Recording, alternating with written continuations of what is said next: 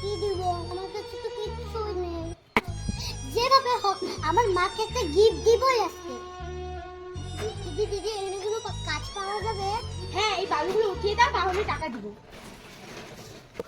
এই বালুগুলো সব ওইদিকে রেখে আসো।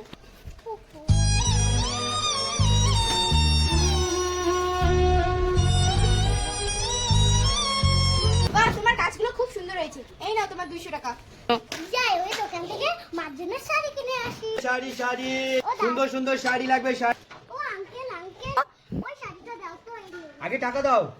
যাও এখান থেকে, এই টাকা দিয়ে হবে না, আরো 200 100 টাকা লাগবে। এই টাকা দিয়ে হবে না। আগে আরো কাজ করে আসি গা।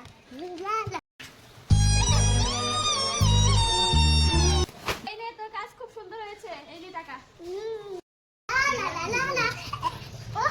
আঙ্কেল আঙ্কেল এখন এই টাকাটা হবে?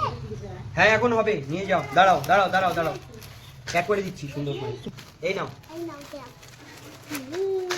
Happy mother's day. তুই এত টাকা কোথায় পেলি? এটা কি এনেছিস? হ্যাঁ, দেখোই না মা, তোমার এই শাড়িটা ছিঁড়ে যেতে না, আজকের থেকে এই শাড়িটা তুমি পরবা না। তুই কি এনেছিস?